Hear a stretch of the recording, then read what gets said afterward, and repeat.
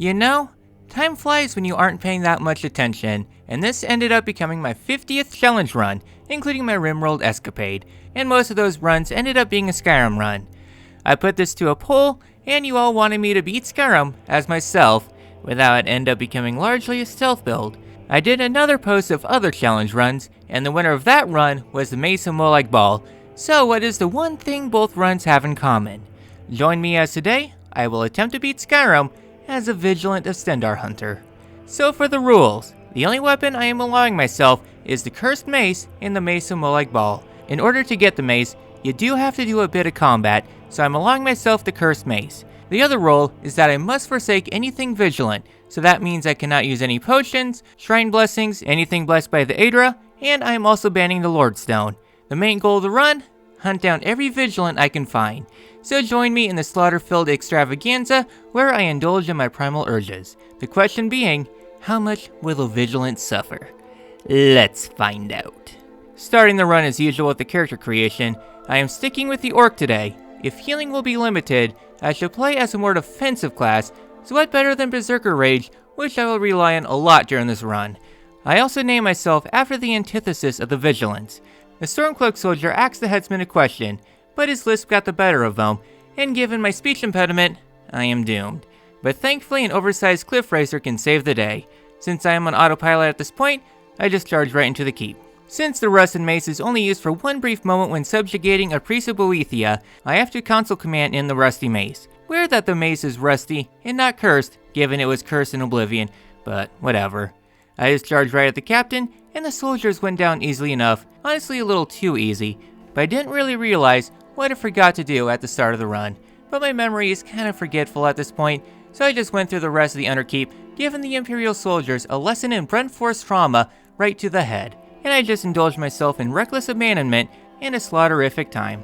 When stepping outside, I did consider adding a challenge and playing on survival, but I am not playing as an Argonian, and I am not wanting to push myself too hard given my rather poor health these days, so I pass, but someday I will strive to survive. I plundered the local bandit camp for goodies to sell, and also letting a fisherman be grinded into a fine paste for the fishes to eat. I picked up the Warrior Stone, which will be my only standing stone for the game, and I just blindly attacked who I saw, or who I believed would look at me funny, or so my schizophrenia said looked funny at me. Bandits up here whispering subscribe, which I won't take. After detouring Riverwood for some reason, honestly I have no idea what is running through my head these days, I eventually made it to my caravan, which means running around to various vendor chests and plucking them for the loot.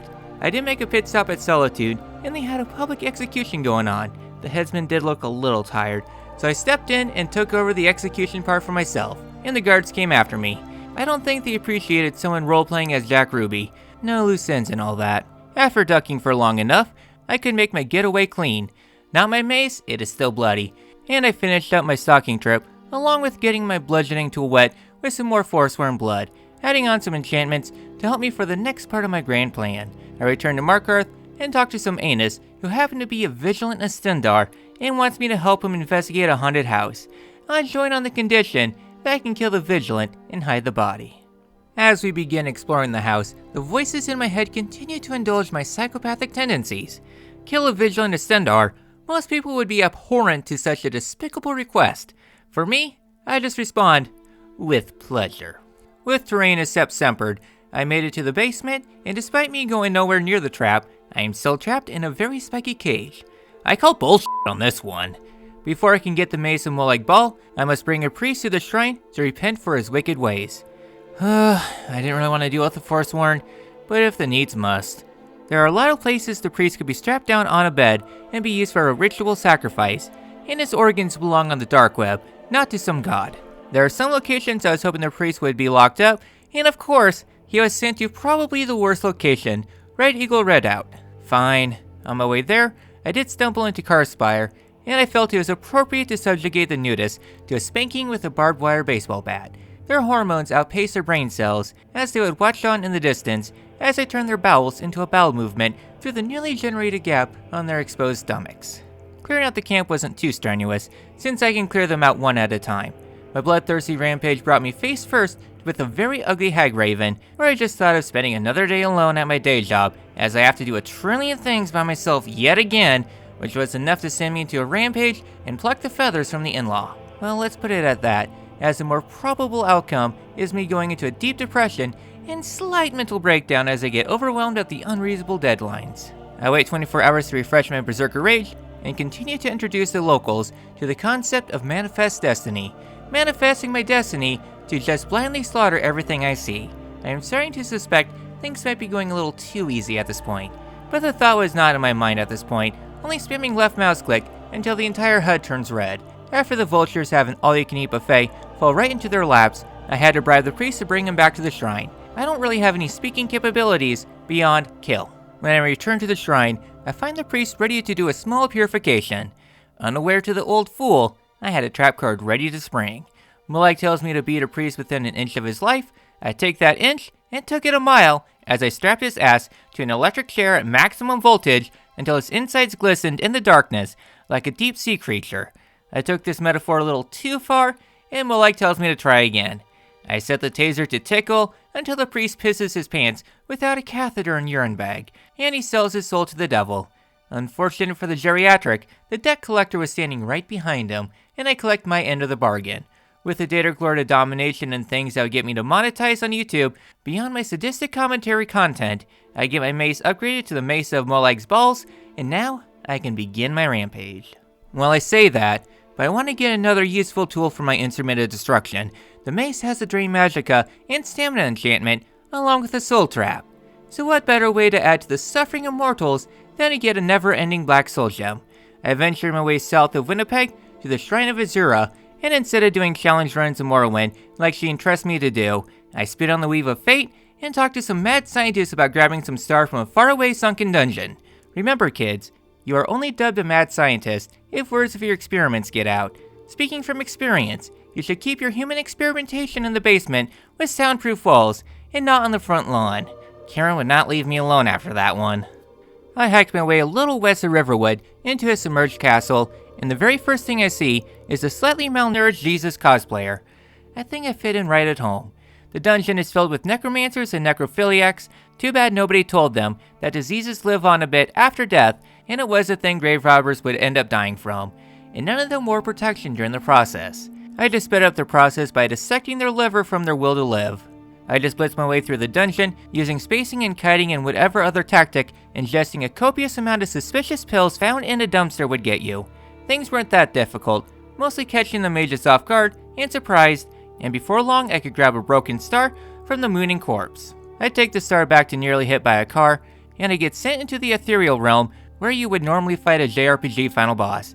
Malin was caught off guard by some lunatic charging him down with an oversized mace before he could finish his monologue and finish the climactic final battle in a short time. With the star cleansed of its evils, I return to this mortal coil, and I can claim the Black Star, which is better than the regular Zero Star, because every game made after 2013 has to be the Dark Souls of everything. I too loving having to walk back a long way to my corpse to grab my currency with dickage traps around every corner. Well, I have every tool I need to beat the game under my belt, so time to start focusing on the slaughter of the Vigilants of Stendarr. I hiked my way south of Dawnstar until I found the Hall of Vigilance, which is going to get a first-class ticket to a show of a lifetime. Join me, ladies, gents, and non-binaries to the greatest show on Earth, as you can watch Keeper Corset do a backflip off a skyscraper to the concrete below. And remember to bring an umbrella for everyone in the splash zone. Or watch in awe as our Beastmaster does a live feeding of unsuspecting fools to a den of starving lions, which comes with potentially a free lesson in anatomy. Or the lovely act of shoveling chainsaws with no safety measures blindfolded while riding a unicycle. Don't tell them that we will throw in more chainsaws during the act. All here in the greatest bloodbath this side of the Missouri. Tickets are now available to be purchased from the nearest scalper at 3 times the markup. Rain jackets not provided. Once the show is concluded, I searched around the ruins for any goodies, and I found a note added in by the Creation Club that there is more Vigilance somewhere nearby, ready to be slaughtered, which I obliged. I traveled to the inn and did the classic Bethesda Creation Club specialty of throwing a trail of notes to small ruins, then back to town where you're supposed to follow some miner to a dark corner or an island. Wait, this isn't going to end up very nice. In the final room, I find a bunch of vampires having an all-you-can-eat buffet on a bunch of vigilant corpses. I would have let them eat in peace, but they all attacked me, so I have to put them down. I don't trust Creation Club balance, So I got angry that they killed the Vigilants without me joining in on the fun, so I have to make up lost time somewhere. With their bodies strewn out on the floor, the quest is done, and I get some tainted Vigilant armor, taking the armor of worshippers of Stendarr and tainting it with the blood of evil. I will gladly wear this around, to let people know I hunt Vigilants of Stendarr for sport. That mace, get it away from me, get it away. Oh, this little old mace? How about you become very acquainted with it? With these distractions dealt with for the time being, I figure I should probably get the main story on track, so I return to Bleak Falls to plunder its insides. These bandits were honestly just another bloodstain on the side of the walls to add to the environmental storytelling. The enemies weren't all that bad, thankfully. Even the frostbite spider went down easily enough, though I think at this point I was getting suspicious on the difficulty. Or the mace is just that powerful, as it mows down the Draugr like it's nothing. I mean, it has about the same base damage as a Daedric mace, and it is obtained at level 1, so it should be no surprise everything is just falling into place. That place being the bottom of a pile of rubble. Most of the dungeon I just go on autopilot, spraying the eye sockets of the skeletons with a bunch of mace.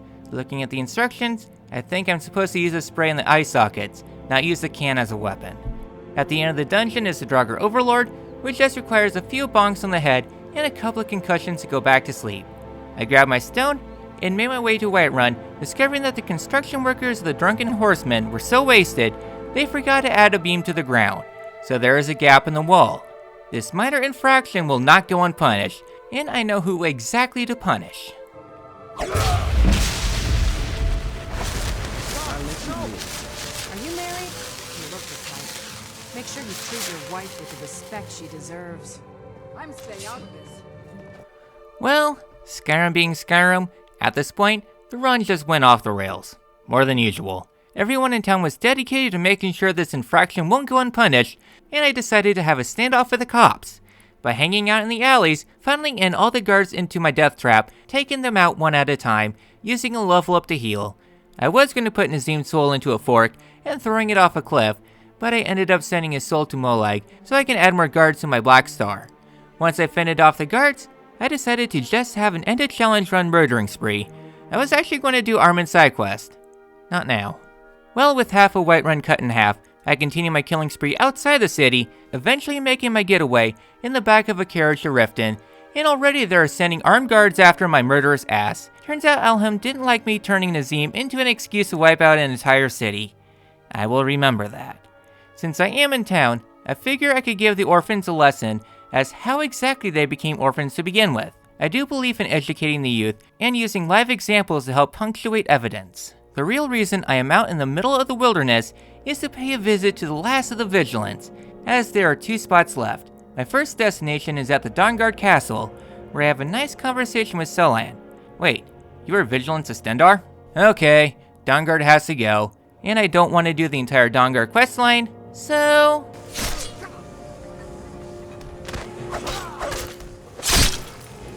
The game would not let me turn Isran and his friend unessential, even with the console command, so I'll take solace in the fact their entire faction is all but dead, and I sent the vampires a live drop on Twitter. The Dawnguard Castle has a limited release Pokemon card drop of an extremely hard to come by limited release full art Charizard, and all you have to do is pry it from the corpse of Isran.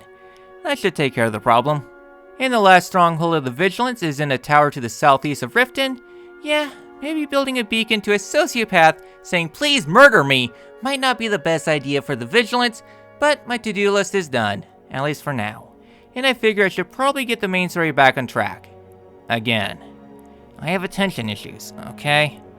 I turned myself in for the crime of murdering half a Whiterun, and my punishment is to sleep off my bender and maybe 3 counts of war crimes, all at the cost of losing some progress towards level up, aka inconsequential.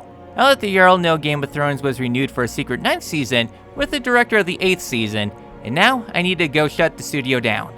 Yeah, the dragon went down super easily. Might be all the backup at my disposal, but honestly, it was surprising, and I was thinking about turning my difficulty up from normal to expert or above, breaking my rule of having to do every challenge run on normal. Only for me in the next recording session and thinking about it to find out I had the game set to novice the entire time because I turned the difficulty down during my last murder everyone in celebration for completing a difficult run. I did think about restarting the run, however, I have become pressed for time and mental energy, so I'll continue on the rest of the run as normal. Well, I say normal, but the very first person I saw, I smacked their brain 6 feet under, and did a bit of vehicular homicide on some vampires.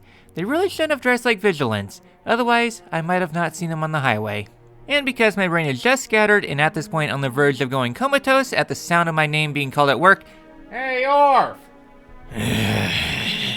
I thought I could take my car up a mountain pass into a cliffside retreat. I think it is every billionaire's dream to have a drive-through dining room.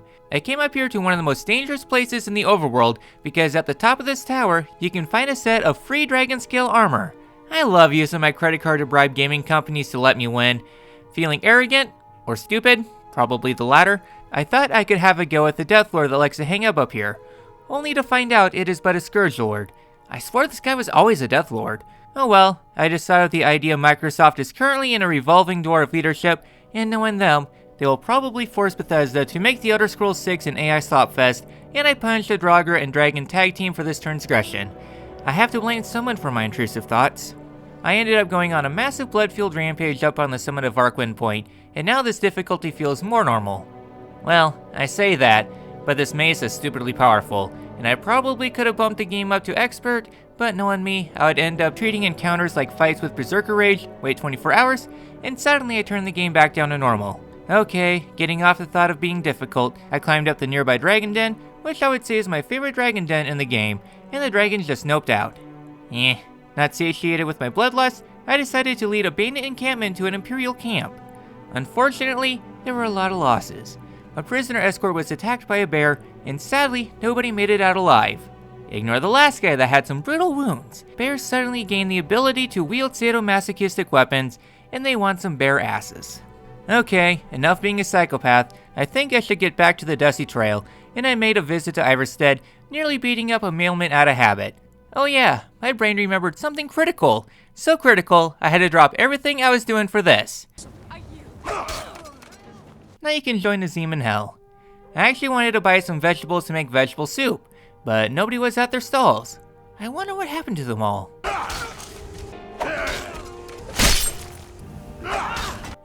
The world will never know. I just head to my padded cell of confinement to go grocery shopping, and when I tried finding a pot to cook with, I was harassed yet again by some hired thugs. F***ing Corset. Why do you always haunt me from beyond the grave? That's it. Round 2. Oh, someone already beat me to the punch. I then crafted myself a clothing store worth of soup and began my hike up the steps, but first I had to take care of a freeloader. I will get to Bone Simulator soon, I just need to get my head sorted first. And someone caught me in the act of reenacting natural selection. I guess it is time for another town to die. Except everyone in Ivarstead save for the guards are essential, so that sucks. Once everyone is proposing to death, I just wander my way up the mountain, making sure to wipe out the local wildlife, from wolf spiders, to the sounds wolves make, to hypothermic wolves. Suffice to say, everyone is being sent to the canine circles of hell. Speaking of hellacious, the frost troll was but a speed bump. Sure, I did have my full heal in Berserker Rage, but moments like these are what using Berserker Rage is for. I eventually made it to the retirement home people send their demented parents to, as I asked what they said again. Funny, I could forget what someone told me 10 seconds ago, but I could solve the Stardew memory puzzle first try without trying very hard. I employed some speedrunning tricks, and I turned myself into jail, so I can lose a bit of skill progression. To be honest, it is better to go to jail for mass murder sprees than paying the gold. Plus, I can mark the keep for later. At this point, I wasted a bunch of my time. Well, I say that, but I end up wasting a bunch of time in the evenings watching random stuff online, but there is one more spot vigilants are used for. And no, it wasn't a hag trying to violently hug a tree, or some neo-mythic Dawn cosplayer, but rather a cave that you'd go into for the Dawnguard questline to recruit more people to the cause. I looked all around, and I could not find the cave. I spent close to 20 minutes searching some rocks, but the cave has caved in. I'm sure the Vigilants are doing fine. Hopefully they won't asphyxiate themselves before I do some asphyxiation myself. Since I am the master distracting myself, ooh, pretty sea captain hat, I decided to grab the Elder Scroll now instead of later. I had some crazed cultists following a mailman, and judging by their expression, I think their church is looking for a financial donor of the Rimworld variety, and I noped right on out of there. I just crossed the icy expanses and frozen spree and conversed with someone more sane than me to get the clock and ball torture needed to get the soon-to-be stiff scroll. Instead of affing my tanned, I have no idea what that means, but chances are it is probably sexual like everything else. I decided to dive through Zinshaft. Honestly, most of my Zinshaft dives were stealth endeavors, so today I figure I could roleplay as a holy crusader, making these bandits extra holy. Eventually the bandits realized why it was abandoned when the Bakugan came out to play. Honestly, I am surprised Bakugan is still around. Since this run is dedicated to hunting Vigilants, I have been asked a few times what is my deep-seated beef with the Vigilants. Frankly, it isn't rocket science. I found out they have healing potions on their bodies, and I always visit the Lordstone in my runs for the sake of defenses, so 2 birds, 1 stone. And the supply trip just turned into a running gag. Frankly, if they didn't carry healing potions, I wouldn't even bother with them. And my way of playing games on Express is stock up, then run through with my head cut off. And why not add more heads to go bowling with? The dungeon wasn't too bad, just a boss leveled Falmer near the end caused me some grief. Well, I say that, but in the final room, I had a Centurion Guardian strutting its struts. I'd be nervous, but then again, you can play this fight like a Dark Souls encounter and hug the boss's knees until it goes down. With victory achieved, I could crawl through a drug trip after ingesting one too many of this video's sponsors. Whatever I found in that trash can. Far out, man. Once I was done selling my soul to depravity, I'm already serving the most depraved Daedric Lord. I could grab my oddly stiff scroll and shove it somewhere the FBI wouldn't want to search for it. And next up comes Ustengrav. I just welcome the necromancers in with open arms. Well, more open arms than the Cthulhu going to devour your soul sort of way. I just became a balancing force between the two warring parties, being a middleman. Well, a middle-aged man in a swinging ball of death sort of way. And going Engi kinda solves most troubles. Really after the first section, Usengravs goes into autopilot, just going through the sprint gate sucks with no stamina. And in the end, I ignored the spiders, just a Sisyphean effort with no reward in the end. I was focused on just the rock part, and now the beacon glowing in the chest. As fun as siding with 3 Daedric princes would be, I of course want to save that for my finale by doing all the Daedric quests, if I haven't gone insane by then. And since my brain is just somewhere between here and nowhere, I thought it would be funny to use a bucket as a shield. Yeah, it works wonders in blocking arrows. Sorry Bandit Outlaw, but your aim is shit. When I got to Riverwood, seems the cultists were starting to get desperate for organ harvesting, and started just trying to abduct guards. I'm trying to be on my best behavior. I realize being a bloodlust psychopath can get boring, given I have lost track how many runs I have done that ended up becoming bloodbaths, so I let the guards take things over. I talk to Delphine and tell her her Greek metaphor is f***ing stupid, and we decide to kill a dragon. Now we're talking. I traveled to Kynesgrove, and in my harvesting, I panicked from a jump scare and killed the innkeep. Guess I have to add another town to my death count, and the killing spree is all mine. Okay, back to the task at hand. From failing to be a decent person for once, I got angry for no good reason, and I beat a skeleton into submission. Honestly, the battle was so one-sided and bloody, I almost feel sorry for the lizard. Almost. My next mission from Delphox is to infiltrate the Thalmor Embassy to gather informations in a stealthy sort of way. I am the one needing to do the stealth. Meanwhile, Melbourne gets the honor of walking around with a metric ton of objects in his back pocket. Hopefully they won't mind. I converse with a pothead, or so I tried to say, but she is too teetotaler for any nonsense, so I gave my booze to the alcoholic, then I began my rampage. I sent the Ideal Masters a new cat toy, and I just sprinted my way through the embassy. There is no diplomacy, with some madman who only knows how to speak in brunt force trauma. Not even the Stolar was saved from my flares of destruction.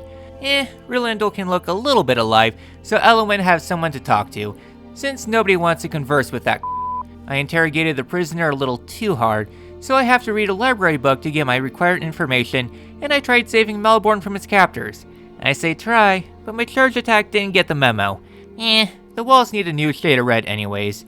I dominated the Frost Troll once again to prove I'm the real gamer and not some neckbeard, and next up comes relaying the information to Delphine, but during the process, I got cock-blocked, and the entire town descended on my location for wanting some chicken nuggies. I just want chicken nuggies! So now, I have to add another settlement to my kill count. At least before I kill the local merchants, I got my gold. The inn was saved for last, and I gave Delphine her what for. Embry's too base to kill, so I let him be. Since Delphine wants my head right now, I decided to just forego the middleman and go right to Esbern, which means jumping into the sewers like a cat. When entering the sewers, I got a level up, and I got me a perk I rarely go for on my runs since YouTube doesn't like it when people lose their minds. Given my sadistic commentary, it's a miracle I get monetized to begin with. So let's push this a little bit further. Yeah, the Thalmor posed no threat whatsoever. I then expulged the lunatics. Only I can rule the asylum, and I flexed my dominating physique on Esbern. Together we walked out of the sewers, since everyone is more or less dead, and Delphine has thankfully calmed down from my last homicidal rampage a paragraph ago. While the old couple are bickering in the basement, I at least try to take the time to do a bit of cooking, in my sort of sadistic way. Gotta savor the flavor while you can. Next up comes Karspire, which I have already kinda sacked a long while ago. I just went inside and began solving the puzzles like playing Operation while very inebriated and shaking from a drug withdrawal. Heart, kidney, liver, or whatever organ you can salvage, so long as the organ is intact, there's probably a buyer somewhere. Or so my 100 hours of Rimworld has taught me. I tried taunting the gods by dancing on the trap room, and I finally got it to activate. I consider that a victory more than solving the puzzle itself. I got my information about shouting at a lizard to go home, and then I left the worst faction behind to talk to those in the geriatric ward about what life was like back during the Stone Age, and they didn't take me too kindly being ageist. I got my weather-bending ability and began hiking up to the Deep Throat. It is a lot like scaling Mount Everest, but you're taking an escalator up to the top instead of using your strength to climb. After becoming an icebreaker, I make it to the summit and open up a scroll and black out. I wake up and see a dragon right in front of me talking to me. I think I need to stay away from the hard stuff. One shot of Everclear a week, not a handle a day. I talk to the party snacks and reopened the very stiff scroll that has some suspicious white substances on it. I think my mayo bottle was leaking. I took my required bathroom and water break to maintain healthy habits while I drained my sanity doing the stupidest challenges only a sadist would enjoy. Frankly, it fits my bill perfectly, and the warriors from the Stone Age send a dragon to be someone else's problem. Well, I am someone else, so yeah, fun times. Yeah, this fight was a pushover. I become soup in death. I power badged when Alduin tried to bite me, and I just flexed my strong arm. Honestly, this fight was pretty easy all things considered. I have a weapon intended to be used as part of the game, and before long, the lizard is beat to submission, and he is now threatening to go to the afterlife to indulge in all the vigilants I have slain. Considering my track record of slaughtering vigilants, I begin my peace talks by being arrested for yet again another ransacking. I forgot how many people are dead because of me, but if I want people to come to negotiations, there needs to be one less psychopath on the streets. While talking to Argnir, I did have the funny thought of yelling the old man off the mountain, but he is immune to ragdolls. But I know someone who isn't. I just console commanded Carcette back from the grave for penance for ratting me out for stealing her stuff after she died. I hope you're not planning to attack me again. Why yes, Carcette, I will attack you again. And again. And again. And again. And again. Once I had my fill, next up comes the worst part of Skyrim, recruiting the most insufferable assholes who happen to be faction leaders, and for Ulfric, I just sneak in another round of violence just so I can get to the Jarl quicker. Once everyone is ready, I let them bitch, moan, and groan when I frankly don't give a and I just want to be done with this run. I did try to butcher the 4 worst NPCs in the game, but instead, all I got was a very long, drawn out but overdue bit of karma. Frankly, given everything I did in this run, I very much deserve this. Now comes the in-game portion of the run, so I tried out the new drone delivery service by some sketchy multi-trillion company. I think my package ended up missing its mark, and then some. Eventually I called the drone down from its strike, and lets me hitch a ride back to corporate to file a complaint. Instead of arriving in Washington, I ended up in Shreveport. They really need to fix the GPS positioning bug. I expressed my frustration towards upper management, that being the dragons. One even tried dive bombing my position. Not today. I just took the time systematically wiping out the, judging by all the bones poking through the skin, unpaid interns, and they did a number on me. But by promising them goodies such as a paid vacation, they calmed down and I continued onwards. I did take the time exploring some of the side towers, since I really haven't explored much of Skuldafn Zone, since you are only here once. It is nice, just so pointless. I did attempt to use a bucket glitch to fly up the outside of the zone and skip the interior, but that was one glitch I was never good at, so I decided to cut my losses and skip the exterior in another fashion. It is jank, but it barely works. If I ever want to beat the game with alteration or as a pacifist, I will need to learn or get better at interior skip. Mostly the final section being the worst part. Eventually I am up at a higher elevation, and I can bludgeon in the skeletons, and even grabbing a secret boss level chest from the tower straight ahead of where he gets spat out at the end of the interior. As for Nakreen became not my problem. as I repeatedly bludgeoned the living out of the head of Human Resources. Turns out, Human Resources is actually expendable employees. And now comes the end of the run, one that is of greater importance. I decided to mess around on the terrain of Sovngarde, and I managed to find a hole in the invisible wall. From there, I am free to begin my pilgrimage in the exterior of the cell, venturing into the void, a place created by the dev team to never be touched. I continue my pilgrimage into the unknown, stepping over the holes in the ground, pits into Tartarus, never to escape from again. In the distance, I spotted a great mountain, a waypoint in this venture. This is but a sea of chaos, and I spotted a landmark, a giant blank wall, a spot where the universe broke away from the dredges of normality. It elevated me to the top of the plateau, and at this point, I knew there was no going back, and I'd have to continue my ascent into this nether. I slowly crawled my way up to the pinnacle of the mountain, and on the other side, awaited the vast expanse of the void. Eternal nothing. Fake waves, simulating the tumultuous waves of Ginagigap, an endless plain of nothing, where nobody should ever venture to. I let myself be carried into the void, and I separated myself from my mortal body, ascending through the endless nothingness to a beacon, as if reaching out to something into the void. Some might call this the absolute nothing, others might call this an aspect of God. Regardless, I cast myself out, to reach this embodiment of nothingness, to venture into this void, becoming one with myself, finding my penance for all of this, and finding solace in this walk through the void. I find myself whole, complete, and unwavering, but mostly at peace. Not from the unending violence, but for staring into the void to find a face. Oh, yeah, I need to beat this game. I used the former king as a t-ball stand, let a holy man become very holy from my weapon, and the poor lizard couldn't stand up for round 2. And I beat Skyrim as a vigilant hunter, I guess.